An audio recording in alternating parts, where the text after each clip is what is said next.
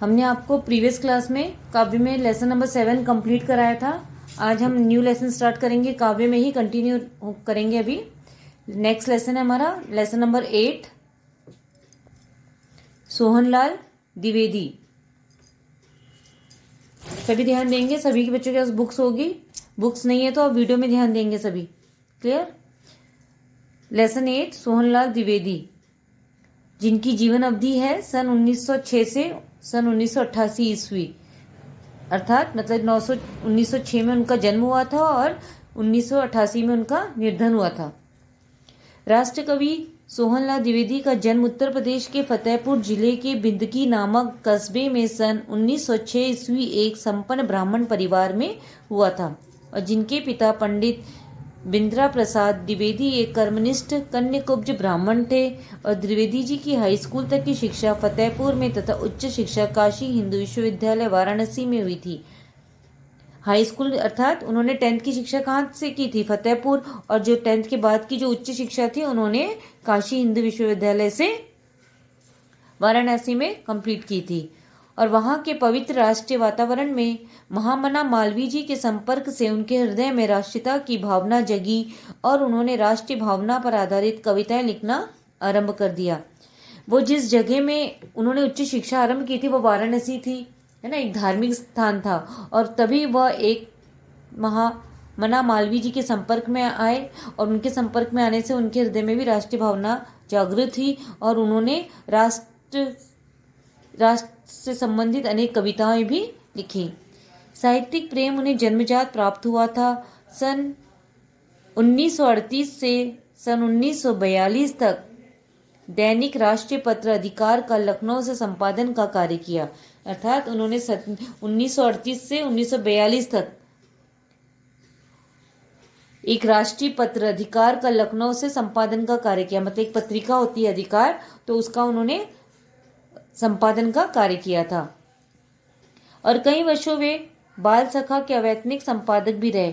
और अधिकार का तो उन्होंने किया था, उसके साथ ही वो बाल सखा के संपादक भी रहे हैं। जैसे आप लोगों ने भी बचपन में पढ़ा होगा, जैसे चंपक है, नटखट, इस प्रकार की मैगजीन्स आती थी, कॉमिक्स आती थी, तो ये हर महीने आती थी, है ना।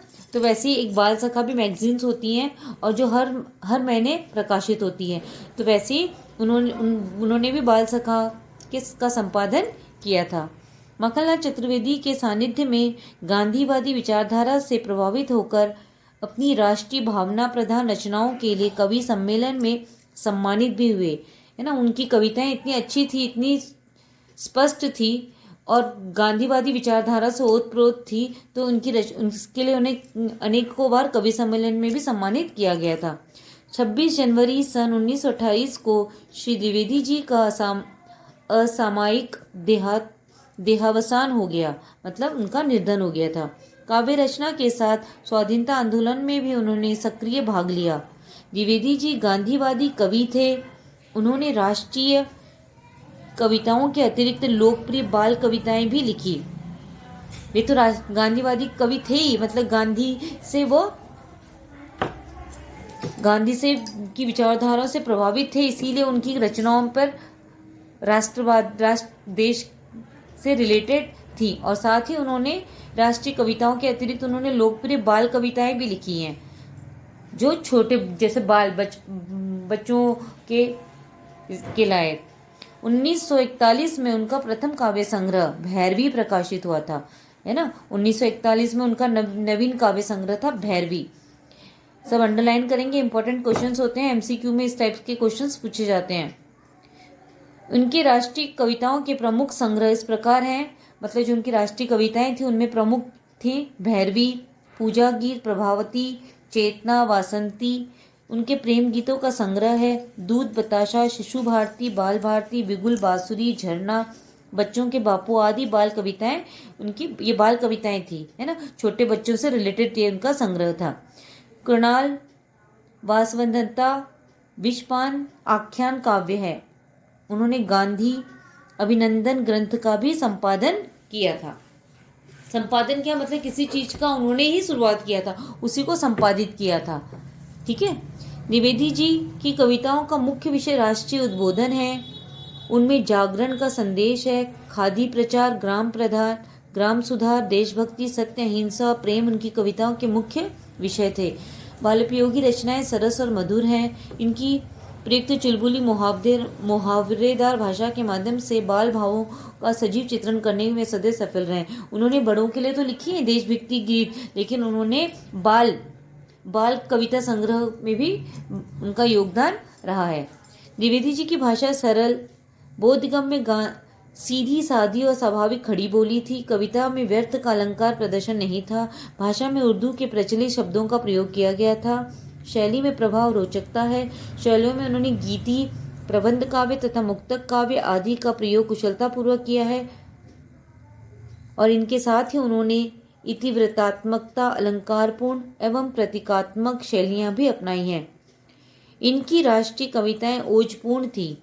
सोहनलाल द्विवेदी गांधीवादी, राष्ट्रीय भावनाएं, समाज सुधारक तथा स्वदेश प्रेम के सफल कवि के रूप में विख्यात हैं। हिंदी साहित्य की साधना तथा बाल्य काव्यकारों में से वे अपना अद्वितीय स्थान रखते हैं। अधिकतर उनकी हमें कविताएं जो भी मिलेंगी काव्य में, मोस्टली वो राष्ट्रीय भावनाओं से ओतप्रोत रहेंगी। और आगे जो हम पढ़ेंगे आज उनकी पोयम उन्हें प्रणाम, है ना, वो भी राष्ट्रीय भावना से ही ओतप्रोत है। आगे ध्यान देंगे सब। प्रस्तुत उनके द्वारा रचित हम पढ़ेंगे उन्हें प्रणाम। प्रस्तुत पंक्तियों में कवि ने निर्धन के धन, निर्बल के बल, त्यागी, स्वाभिमानी, धीर, वीर तथा शोषक, साम्राज्यवाद को छिन्न भिन्न करने वाले नेताओं के चरणों में अपना सतत प्रणाम निवेदित किया है। मतलब उन नेताओं को उन्होंने प्रणाम किया है जिन्होंने निर्धन है, दीन दुखी है, की सहायता की है, जो निर्बल है, गरीब है, उनको बल दिया है ना, उनको सपोर्ट किया है, उनको सहयोग किया है ना। ऐसे नेताओं के प्रति सोहनलाल द्विवेदी जी प्रणाम करते हैं। तो यही कविता हम आगे पढ़ेंगे। जीवनी मैंने आपको पढ़ा दी, ये आपका होमवर्क रहेगा, ठीक है। इसका एक स्ट्रेंजा हम आपको पढ़ा देते हैं, ध्यान देंगे सब। भेद गया है दीन अश्रु से जिसका मर्म, मोहताजों के साथ न जिनको आती शर्म, किसी देश में किसी वेश में करते कर्म, मानवता का संस्थापन ही है जिनका धर्म, ज्ञात नहीं है जिनके नाम उन्हें प्रणाम सतत प्रणाम। यहाँ सोहनलाल द्विवेदी जी कहते हैं वे उन सत्पुरुष और उन महान पुरुषों को प्रणाम करते हैं जो भेद गया है दीन अश्रु से जिनका मर्म, जिनके दीन दुर्बलों को देखकर जिनका हृदय घायल हो गया है ना, जिनके दीन दुखियों के दुखों को देखकर जिनका हृदय घायल हो गया है, ऐसे सत्पुरुषों को वह सदैव प्रणाम करते हैं। मोहताजों के साथ न जिनको आती शर्म, ऐसे दीन दुर्बलों का साथ देने में उन्हें किसी प्रकार की लज्जा नहीं आती है। किसी देश में किसी वेश में करते कर्म, चाहे वो किसी भी देश में हो और किसी भी वेश में ऐसे दुर्बल लोगों की सेवा करना ही अपना कर्म समझते हैं। मानवता का संस्थापन ही है जिनका धर्म, मानवता का संस्थापन करना मतलब मानवता की भावना ही स्थापित करना ही उनका धर्म है।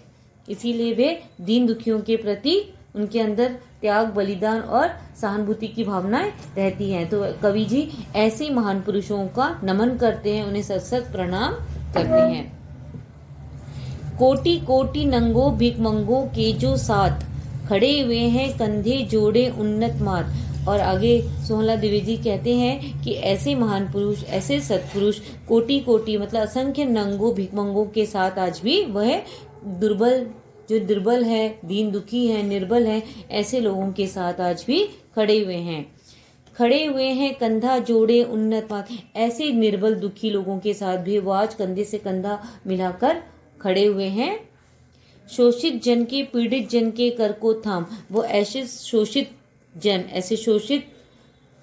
मनुष्यों और पीड़ित मनुष्यों के हाथों को थाम कर बढ़े जा रहे हैं उधर जिधर है मुक्ति प्रकाप। और ऐसे गरीब लोगों के हाथों को पकड़ वहां बढ़े जा रहे हैं जहां उनके दुखों को वो दूर कर सकते हैं और एक नया उजाला उन्हें मिल सकता है। बढ़े जा रहे हैं उधर जिधर मुक्ति प्रकाम, जहाँ मतलब उनके दुख दूर होंगे, ऐसे दुखी लोगों को साथ देने के लिए सदैव तत्पर रहते हैं। ज्ञात है अज्ञात मात्र ही जिनके नाम, उनमें से ऐसे भी बहुत सारे महान पुरुष हैं जिनके नाम ज्ञात हैं, और कुछ ऐसे महापुरुष भी जो अज्ञात हैं जिनके नाम आज तक किसी को पता नहीं है, फिर भी वे दीन दुखी और दुर्बल लोगों की सहायता करने के लिए सदैव तत्पर रहते हैं और आगे रहते हैं। वंदनीय उन सत्पुरुषों को सतत प्रणाम। और कवि सोहनलाल द्विवेदी कहते हैं कि ऐसे सत्पुरुषों को सतत वंदनीय है, सतत वे प्रणाम करते हैं जो गरीबों के प्रति सहानुभूति की भावनाएं रखते हैं और उनका हर समय उनका सहयोग करते हैं और कंधे से कंधा मिलाकर उनके साथ आगे बढ़ते हैं और उनके दुखों को दूर करने का प्रयास करते हैं। तो ऐसे सत्पुरुषों को सोहनलाल द्विवेदी प्रणाम करते हैं। क्लियर हो गया? इसके आगे की व्याख्या हम आपको नेक्स्ट क्लास में पढ़ाएंगे, जो मंडे हमारी होती है। अभी आज आपका होमवर्क होगा सोहनलाल द्विवेदी की जो जीवनी है, जो पॉइंट वाइज हमने आपको बताया, उसी टाइप से आप लोगों को अपनी कॉपी में करना है, काव्य की कॉपी में करेंगे। और हमने बता दिया था कि हाफिली आपके हो चुके हैं। जब आप नया हाफिली के बाद का वर्क करेंगे तो आपका वो सेकंड टर्म होगा, ठीक है? और सेकंड टर्म मेंशन करना है आपको और उसके बाद आप अपना वर्क करेंगे। क्लियर?